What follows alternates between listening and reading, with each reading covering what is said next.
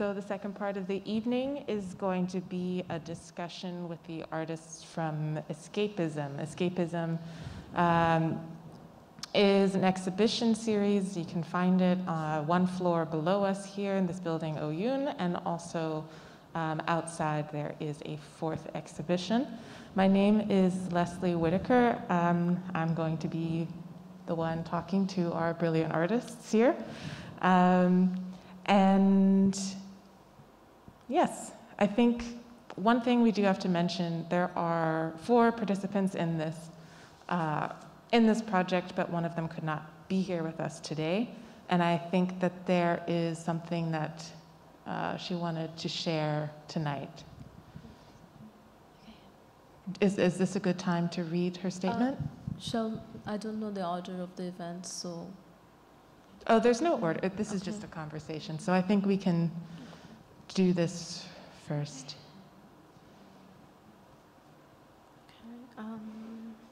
First, I will just start with introducing the artist.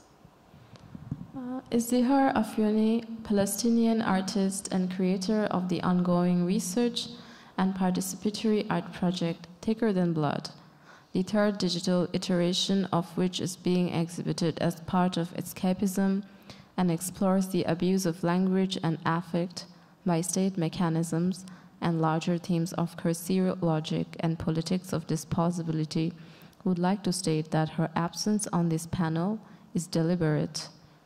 Instead, she's asked us to read this piece on her behalf. The artist is not present. It's a traveling artwork that has been performed by various non-Palestinian art workers in the UK and Lebanon. I was going to sit here and subject myself to any stupid fucking question you had about the settler colonial apartheid state of Israel and the ongoing Nakba experienced by the Palestinian people, 73 years and counting, and the hundreds of villages ethnically cleansed and the tens of thousands killed in the mass atrocities, in the countless massacres, and the displacement of 12.4 million Palestinians, such as myself, despite what you may think, we're not mythical creatures, and the UN resolutions that did not protect a single Palestinian child from death, or a lifetime of recurrent trauma, and the public condemnations that did nothing but destroy the careers of those who dare condemned.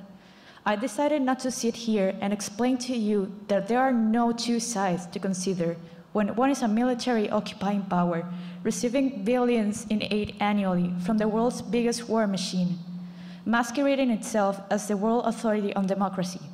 I decided that my revolutionary capacity, my decolonizing methodologies, can be put to better use than to sit here and justify my existence to you. I will not sit here and listen to you use the well-oiled colonial terms resettlement and population exchange when what you're really talking about is genocide.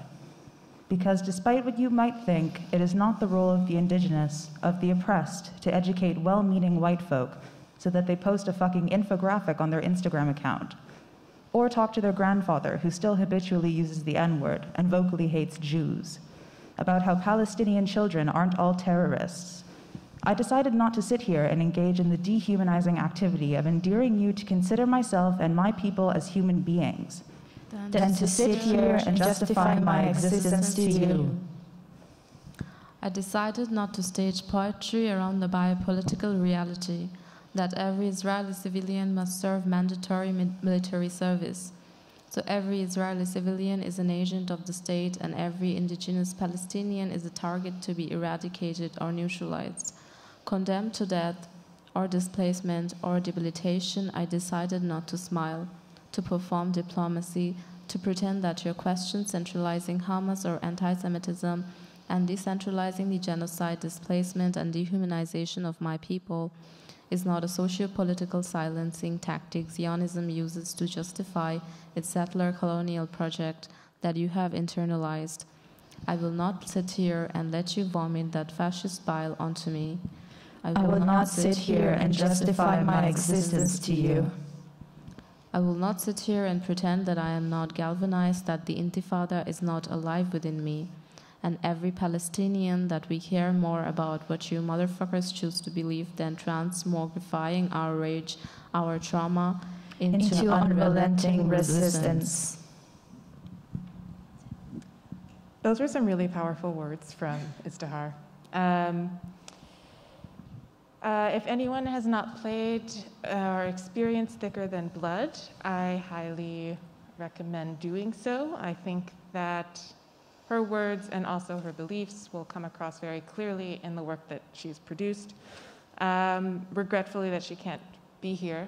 I think she has a very, very strong voice and a very strong personality and has many things to say. But thank you for reading that statement, and I think we should continue on with the talk. So I would like to ask all of you to briefly introduce yourself to the audience. Please use any label that feels comfortable to you, or no label at all. You can be as specific or non-specific as you would like. Just telling us what we should know about you. So can we start here and move down? Yeah. So, yeah, thanks everyone for showing up today. My name is Thea. I'm a digital image maker. I'm based in the Netherlands, but I'm grateful to be here in Berlin for the opportunity to show my work and talk. And yeah, I like to see my work as a discursive element and kind of an interruption between socio-political frameworks that, yeah, threaten to overtake and consume our lives.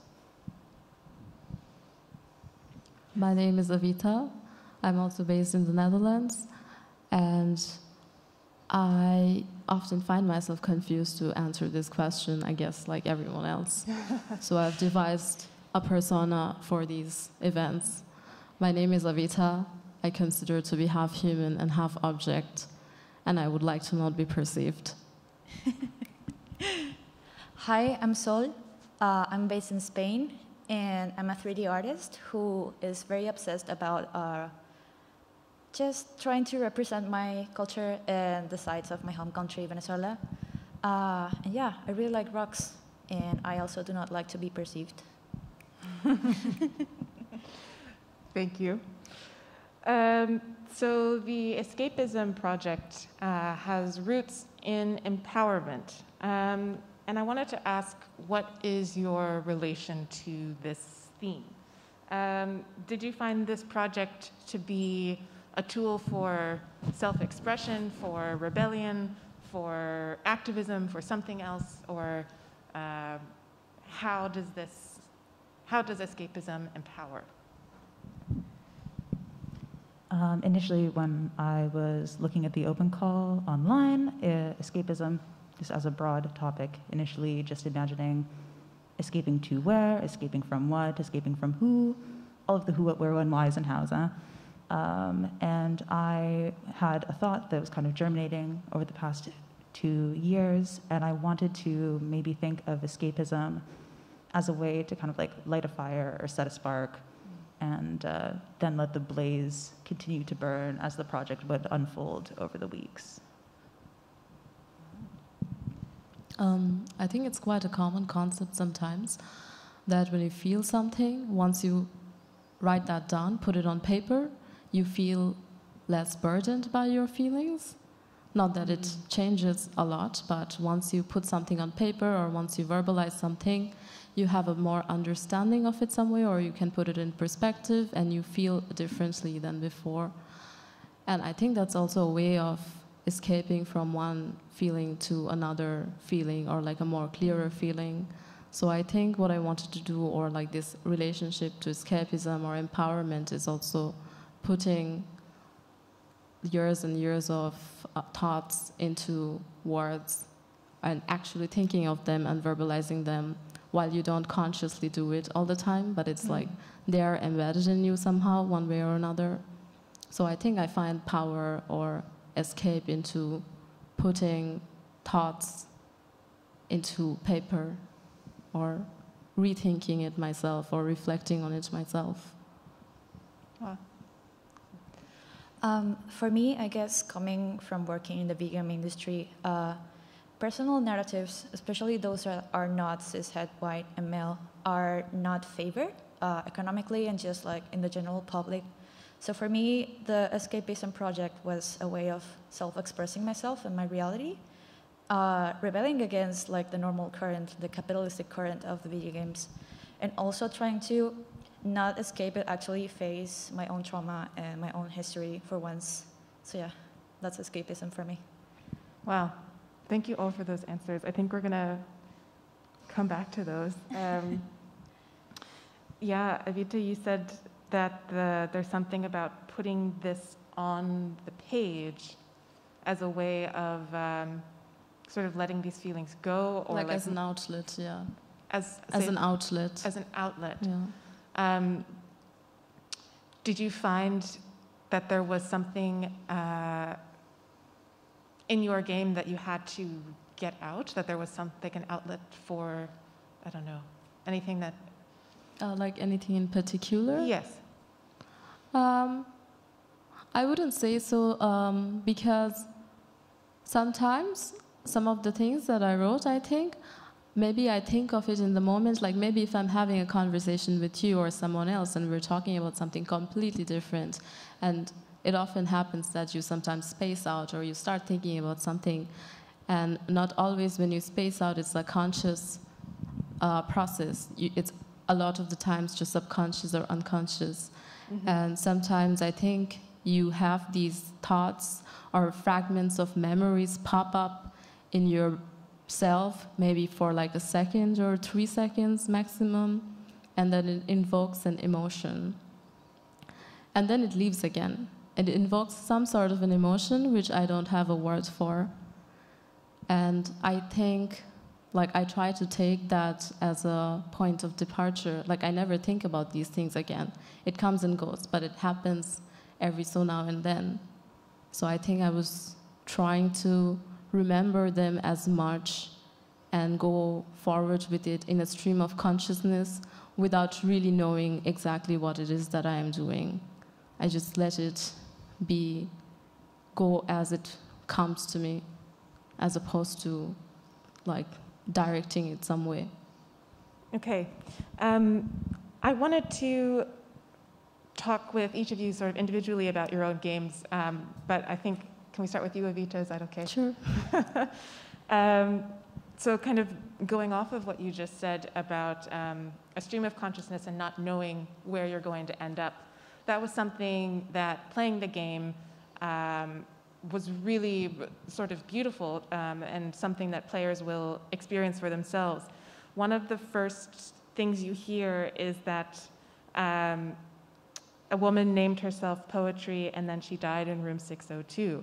And it's kind of puts into your mind already that like poetry is the narrative, and there's no sort of beginning or end. There's no point to this. And so can you sort of tell us more about your, let's say, relationship to this nonlinear aspect of the game, and like how you brought in your background in like audiovisual arts, and like how you expanded this poetry into this immersive environment? I think structurally it has a lot to do with deconstructing and translating mediums, because like I think I mentioned to you before that I rarely play video games myself, or maybe the last time I played was a really, really long time ago.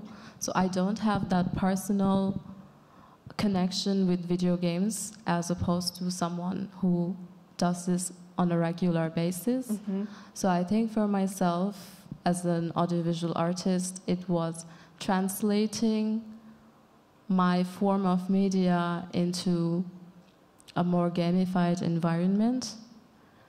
And I think like with anything, with any work that you try to make, like there is a beginning, but there is no end to it. It's an ongoing process. You keep going for it. And I think I mentioned it already, I do like the idea of not knowing where it's going to end up, and rather experimenting, and I think a lot of things that I do or I say, or like my direction, is somewhat driven by what I feel in the moment. Mm-hmm.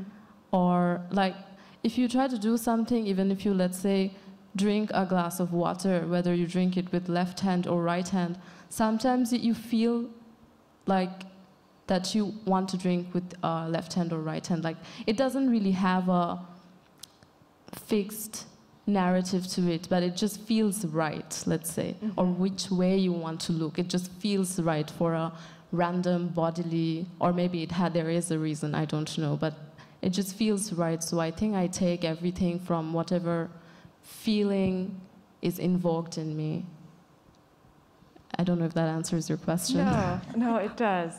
Yeah, there's this difference between like watching a film, which is very passive, and then video games, which are interactive, and then your installation, which is something that you like physically walk into. And so you have these different levels of engaging with a piece of art, and I think that the way that you built the exhibition itself and also the game really does bring you into this like intimate but then immersive world of images, consciousness, and like these kind of ephemeral feelings. So I definitely, even if there's no sort of major takeaway, like there's no point to the game, I think everyone who goes into and experiences your artwork definitely gets that sort of sense, that feeling from it. Yeah, I do think that like it also depends on how you define interactivity. Like interactivity doesn't necessarily have to be an activity-based interaction. It can also be passive. For instance, if you're walking on a forest or in a park and you don't really have a specific goal, you're just walking and you're just letting it be. You're just letting yourself be. It's also your way of interacting to your environment, even though it's not conscious. But you are interacting somehow with the rest of yourself. And so I think that's also how I see it, that it doesn't have to be activity. Non-activity is also a function. For anyone else who enjoys playing video games, there was something that reminded me of a game called Journey. I don't know if you've heard of it.